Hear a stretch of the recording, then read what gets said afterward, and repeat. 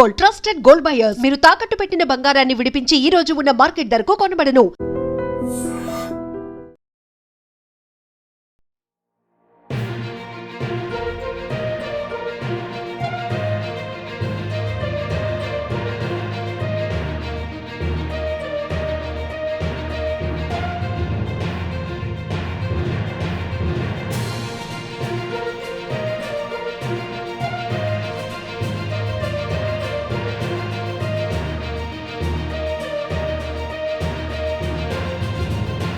కొండ చర్యలు విరిగిపడి ఓ భారీ భవనం అలా నేల కొరిగిపోయిన దృశ్యాలు చూస్తున్నారుగా. జమ్మూ కాశ్మీర్లోని ఉధంపూర్ నార్సులో జరిగినటువంటి ఈ ఘటనకు సంబంధించినటువంటి దృశ్యాలు ఇప్పుడు సోషల్ మీడియాలో వైరల్ అవుతున్నాయి. కొండ చర్యలు విరిగిపడటం అంటే ఎలాంటి భారీ ప్రమాదానికి తావిస్తుందో మనకి తెలుసు.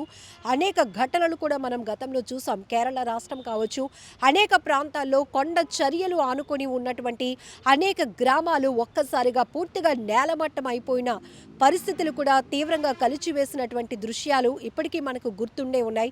ఎంతోమంది ప్రాణ నష్టంతో పాటు ఎన్నో వేల కోట్ల రూపాయల భారీ నష్టం కూడా సంభవించినటువంటి ఇలాంటి విపత్తులు చూస్తుంటే మాత్రం ప్రతి ఒక్కరికి వణుకు పుడుతోంది. ఎందుకంటే ఒకవైపు మానవ మనుగడ కోసం ప్రకృతికి నష్టం కలిగించి అనేక పనులు జరుగుతూనే ఉన్నాయి.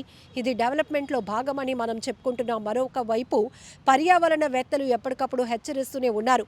అభివృద్ధి అనేది ఆటంకం కలగకూడదు, కానీ ప్రకృతికి విఘాతం కలిగితే మాత్రం అది కలిగించే నష్టం, విపత్తు వల్ల ఎలాంటి మనుషుల మనుగడ ఎంత ప్రశ్నార్థకంగా మారుతుంది అని చెప్పడానికే ఈ భారీ భూకంపాలు కావచ్చు, తరచుగా వస్తున్న అల్పపీడనాలు కావచ్చు, తుఫాన్లు కావచ్చు, భారీ వర్షాల వల్ల ఒరిగి పడుతున్నటువంటి కొండ చర్యలు కావచ్చు, ఇట్లాంటి దృశ్యాలు చూసినప్పుడు ప్రతిసారి కూడా నిపుణులు హెచ్చరిస్తున్నటువంటి మాటలపైన తీవ్రమైనటువంటి డిస్కషన్స్ కొనసాగుతూనే ఉంటాయి. ఏజెన్సీ ప్రాంతాల్లో కూడా చిన్నపాటి వర్షాలకు కూడా కొండ చర్యలు విరిగిపడటం, గ్రామాలు నేలమట్టం అవుతూ ఉండటం, భారీ పెద్ద పెద్ద బండరాలు దొర్లుకుంటూ ఇళ్లపై పడిపోయే పరిస్థితుల్లో భవంతులేంటి, చిన్న చిన్న ఇల్లు కూడా పేక మేడల్లో కూలిపోయినటువంటి పరిస్థితులు, అందులో నిద్రిస్తున్న వారు కూడా చనిపోయే ప్రమాదాలు కూడా మనం చూసాం. అలానే భారీగా ఆస్తి నష్టం సంభవించినటువంటి పరిస్థితులు కూడా గత అనుభవాలు. ఇప్పుడు జమ్మూ కాశ్మీర్లో జరిగినటువంటి ఈ ల్యాండ్ స్లైడ్ వల్ల జరిగినటువంటి ఈ కొండ చర్యలు విరిగిపడటం వల్ల భారీ భవంతి ఒక్కసారిగా అలా నేల కొరిగిపోయింది. అందులో ఉన్నటువంటి వస్తువులు పక్కన పెడితే అందులో ఒకవేళ మనుషులు ఉంటే ఎట్లాంటి క్యాజువాలిటీస్ ఉన్నాయా, లేకపోతే ప్రాణ నష్టం జరిగిందా అనే అప్డేట్ ఇంకా రావాల్సి ఉంది. బట్ ప్రకృతి ప్రకోపిస్తే గనక మనుషులు ఎలా విలవిలలాడిపోతారో, అల్లాడిపోతారో చెప్పడానికి ఇప్పుడే కొన్ని ఘటనలు కూడా సోషల్ మీడియా వేదికగా వైరల్ అవుతున్న అనేక దృశ్యాలు మనల్ని తీవ్రంగా ప్రశ్నించటమే కాదు, మనల్ని ఆలోచింపచేసే విధానం వైపు కూడా నడిపిస్తూ ఉన్నాయి. ఎందుకంటే ఇంతకుముందు ఇలాంటి విపత్తులు కానీ ఇలాంటి నష్టాలు కూడా మనం చాలా తక్కువగా చూసాం. బట్ ఇప్పుడు మాత్రం మనుషుల లివింగ్ స్పేస్ అనేది విస్తరించుకుంటూ పోతున్న కొలది అడవులు అంతరించిపోతున్నాయి.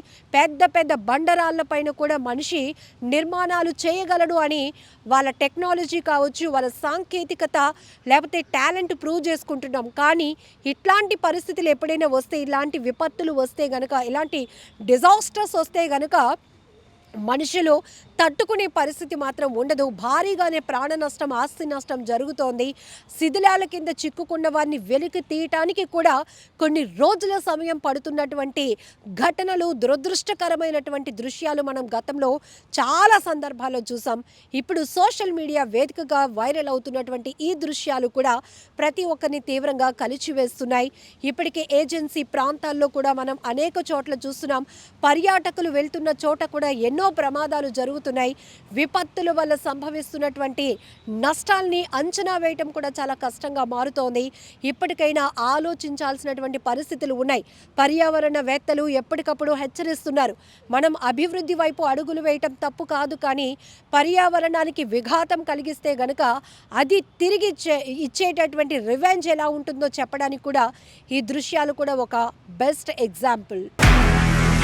నిజంగా ప్రస్తుతం ఉన్నటువంటి సమాజం దేనికి ప్రయారిటీ ఇస్తుంది? ఆర్థిక సంబంధాల చుట్టూ మాత్రమే తిరుగుతుంది. మళ్ళీ ఎన్నికలంగానే చాలా విరక్తి కలుగుతుంది. మంచి అనిపిస్తుంది కదా, లేడీస్ కూడా ఛాలెంజింగ్ జాబ్స్ చేసినప్పుడు చాలా బాగుంటది. ట్రాఫిక్ అసిస్టెంట్స్ గా నియమించిన ట్రాన్స్జెండర్స్ అందరితో సాల్యూట్ చేయించుకుంటున్నారు. ఫుడ్ డెలివరీ ఇవ్వటానికి వెళ్ళినటువంటి డెలివరీ బాయ్ అనిల్ పై కళ్ళ ముందు